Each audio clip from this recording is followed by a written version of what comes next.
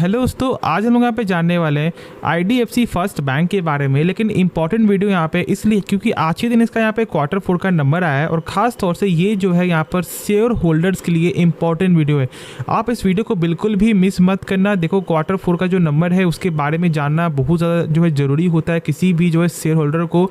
और साथ साथ मैं बता दूँ कि हम लोग यहाँ पे बहुत कुछ जानने वाले, ठीक है। जैसे कि यहाँ पे आपको जो प्रोविज़न क्या देखने को मिल रहा है, यहाँ पे CAR, NPA और भी कुछ यहाँ पर आपको बेसिक जो चीज़ें जो यहाँ पे शेयर होल्डर को मालूम होना चाहिए और किस तरह का यहाँ पे रिएक्शन जो है देखने को मिल सकता है नेक्स्ट मार्केट डे में, उसके बारे हम लोग कुछ यहाँ पे चर्चा करेंगे। तो आप इस वीडियो को अंत तक दे तो ही यहाँ पे आप लोगों को समझ में आएगा। और यदि पसंद आए तो आप जरूर से इस वीडियो को लाइक करना और दोस्तों में शेयर करना और चैनल को सब्सक्राइब करना बिल्कुल मत भूलना है। देखो यार, 70% लोग जो सब्सक्राइब नहीं कर रहे हैं, वीडियो देख कर चले जा रहे हैं, ऐसा मत करो यार, सब्सक्राइब भी कर दो, ठीक है। तो चलो अब यहाँ पे हम लोग स्टॉक के बारे में जानना स्टार्ट करते हैं। तो पहले हम लोग यहाँ पे देखते हैं Q4 का डायरेक्ट नंबर। तो देखो, पहले हम लोग यहाँ पे देखते हैं इसका नंबर क्या देखने को मिल रहा है, उसके बाद ही हम लोग यहाँ पे इंपॉर्टेंट पॉइंट में जाएंगे। तो ये जो भी नंबर देख रहे हैं वो यहाँ पे लाख फिगर में है, लेकिन हम लोग यहाँ पे इसे करोड़ में कन्वर्ट करके डिस्कस करेंगे। जैसे कि यहाँ पे देख सकते हो टोटल इनकम क्या नज़र आ रहा है। टोटल इनकम में यदि हम लोग यहाँ पे बेसिक चीज़ देखें ऐसे, तो यहाँ पर हम लोग को ग्रोथ तो देखने को मिल रहा है, लेकिन नंबर कैसा है। देखो, नंबर यहाँ पर है 7,822 करोड़ से बढ़ करके 9,862 करोड़ का, मतलब जो इनकम है वो यहाँ पर ईयर पे ग्रोथ है और क्वार्टर भी हम लोग को ग्रोथ तो दिखाई दे ही रहा है। उसके बाद देखोगे यहाँ पे टोटल एक्सपेंस क्या देखने को मिल रहा है। तो देखो, टोटल एक्सपेंस की हम लोग बात करें तो यहाँ पे जैसे जैसे सेल्स था सेम आपका वैसे वैसे यहाँ पे खर्च भी जो है गेन होते भी दिखाई दिए, ठीक है। चलो, ये भी कोई दिक्कत वाली बात नहीं है। उसके बाद देखो यहाँ पर इसका प्रॉफिट क्या देखने को मिल रहा है। हम लोग यहाँ पर देख ले इसका net profit for the period यहाँ पर क्या है। तो यहाँ पर हम लोग को क्या दिखाई दे रहा है कि यार देखो 816 करोड़ से घट करके 731 करोड़ का नंबर देखने को मिल रहा है। मतलब कि प्रॉफिट में यहाँ पे डाउन हो चुका है, प्रॉफिट यहाँ पे गिरते हुए दिखाई दे रहा है। लेकिन क्वार्टर देखो तो यहाँ पर भी आपको 1 करोड़ का कमी देखने को मिल रहा है। मतलब ओवरऑल हम लोग ये बोल सकते हैं कि जो इनकम है वो यहाँ पे क्वार्टर और सेल्स, ठीक है, यहाँ पे आपको ईयर दोनों मतलब इनकम ग्रोथ करते हुए दिखाई दे। लेकिन जो प्रॉफिट का बात करें तो प्रॉफिट यहाँ पे क्वार्टर भी डाउन है और यहाँ पर ईयर भी डाउन देखने को मिल रहा है, जो बिल्कुल भी मार्केट को पसंद नहीं आएगा मेरे हिसाब से। लेकिन चलो, यहाँ पे कुछ और इंपॉर्टेंट पॉइंट देखते हैं जो यहाँ पे इंपॉर्टेंट होता है और साथ ऐसा हो सकता है कि उसके बेस में कुछ यहाँ पे प्रेशर बच जाए।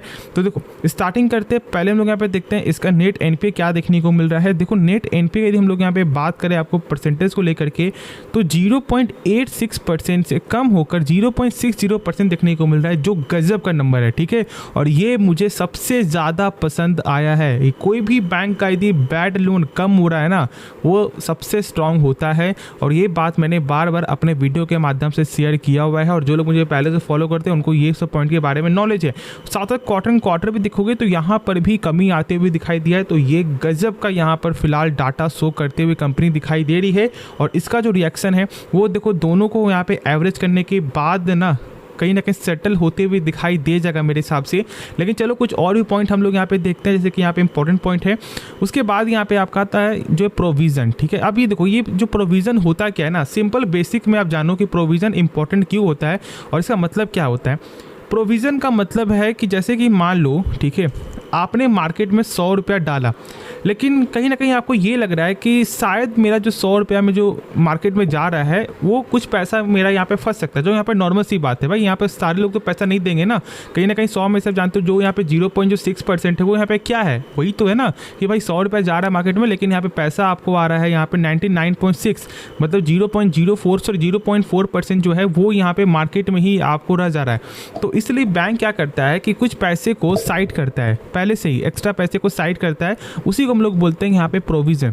अब देखो, प्रोविज़न इंपॉर्टेंट होता है ना। अब ये जानते हो कि यदि प्रोविज़न इंक्रीज हो रहा है, मतलब कि बैंक को कहीं ना कहीं आपको जो ये भी लग रहा है कि शायद जो मैं यहाँ पे मार्केट में जो पैसा जो यहाँ पे डाल रहा हूँ उसमें से ज़्यादा पैसा यहाँ पे फंस सकता है, इसलिए यहाँ पे एक्स्ट्रा पैसा को साइड कर रहा है। तो मार्केट इस दोनों चीज़ों को लेकर के समझता है कि क्या चल रहा है। अब यदि मार्केट को लग रहा है कि यार नहीं, यहाँ पर सही नहीं है क्योंकि बैंक यहाँ पे प्रोविज़न को ज़्यादा यहाँ पे साइड कर रहा है, मतलब बैंक को लग रहा है कि पैसा फंस सकता है इसलिए।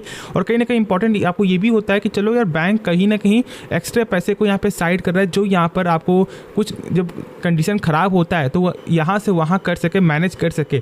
तो ये पॉइंट को देखना जरूरी होता है। और यहाँ पे जो प्रोविज़न है वो यहाँ पर गेन करते हुए दिखाई दिए, जैसा कि आप लोग यहाँ पर देख सकते हो, ठीक है। तो ये जहाँ तक मुझे लगता है प्रोविज़न प्रोविजन गेन होना इंपॉर्टेंट होता है, कोई दिक्कत वाली बात नहीं। जब आपका बिजनेस जब आपको आगे बढ़ेगा, ठीक है, तो भाई आपको पैसा भी तो ज़्यादा यहाँ पे साइड करना होगा ना, और ये मुझे डाटा यहाँ पे सही लगता है। बाकी यहाँ पे मार्केट दो कंडीशन समझता है जो मैंने आपके साथ शेयर किया है। मार्केट को क्या लगता है वो मुझे नहीं मालूम, लेकिन फिलहाल ऐसा मुझे लगता है कि यदि ऐसा कुछ होता है तो ये सही भी है, क्योंकि यहाँ पे आने समय आपका बिजनेस ग्रोथ करेगा, और जब ग्रोथ करेगा तो आपको पैसे की ज़्यादा नीड होगी, क्योंकि ज़्यादा पैसा फंसते हुए मार्केट में देखने को मिलेगा। उसके बाद देखो यहाँ पे CAR यानी कि कैपिटल एडिक्वेसी रेशियो, जो यहाँ पर आपको क्या देखने को मिल रहा है, क्या इंक्रीज है तो नहीं, यहाँ पर डिक्रीज होते हुए दिखाई दे रहा है। और इसका वजह क्या है, प्रोविजन में पैसा डालना, ठीक है। और यहाँ पर देखो कितना 16.82% से घट करके 16%, लेकिन कोई दिक्कत वाली बात नहीं है, गाइडलाइन के अनुसार 9% के ऊपर होना चाहिए, जो यहाँ पर ये फुलफिल करते हुए दिखाई देता है, तो इसमें कोई भी दिक्कत वाली बात यहाँ पर है नहीं। तो यहाँ पे मैंने आपके साथ कुछ इंपॉर्टेंट टर्म के बारे में डिस्कस कर दिया जो यहाँ पर शेयर होल्डर को नॉलेज होना चाहिए। और देखो यदि आपने अभी तक इस वीडियो को देखा है ना, जरूर से लाइक कर देना, लाइक कर दो कम से कम यदि पसंद आए तो। अब बात करें थी हम लोग यहाँ पर इसका इन्वेस्टर होल्डिंग का इस बार का, देखो यहाँ पे प्रमोटर जो स्टेक है लगातार आपको डिक्रीज होते हुए दिखाई दे रहा है कुछ क्वार्टर से। और यहाँ पर देखो आपको जो यहाँ पर FIS का हाल, तो यहाँ पे स्टेक को थोड़ा सा आपको मेंटेन किया गया है, इससे कोई दिक्कत वाली बात नहीं है, ठीक है। चलो ये स्टेक मुझे पसंद है। उसके बाद देखोगे तो यहाँ पे डोमेस्टिक वाली तरफ से कुछ क्वार्टर से थोड़ा सा यहाँ पर स्टेक को गेन किया गया, जहाँ पर पहले आपको 10% तक था, वो गिर करके आपको 5.5% तक आते हुए दिखाई दिया। लेकिन अब यहाँ पर फिर से ये थोड़ा सा तेजी पकड़ते हुए दिखाई दे रहा है, और यहाँ पर सरकार के पास भी स्टेक जो है ना 3.72% का देखने को मिलता है। तो यहाँ पर इन्वेस्टर होल्डिंग कोई ख़राब नहीं है, एक अच्छा इन्वेस्टर होल्डिंग देखने को मिल रहा है। अब देखो मैंने इसके बारे में आपके साथ जो है ना शेयर किया था 70 के लेवल से, जब स्टॉक बीच में गिरते हुए दिखाई दी, मैंने बोला था जो लोग शॉर्ट टर्म के लिए है या फिर जो लोग यहाँ पे लॉन्ग टर्म के लिए है, जरूर से फोकस कर लो, शॉर्ट टर्म में पैसा बनते हुए दिखाई देगा। और ऑलमोस्ट यहाँ पे 20% का जो है टारगेट आपके साथ अचीव होते हुए दिखाई दिया, मार्केट ने आपको जो रिटर्न शेयर किया है। तो लोग यहाँ पे शॉर्ट टर्म में पैसा बनाए, और यहाँ पे आपको लोग जो लॉन्ग टर्म में पैसा बनाते हुए दिखाई देंगे।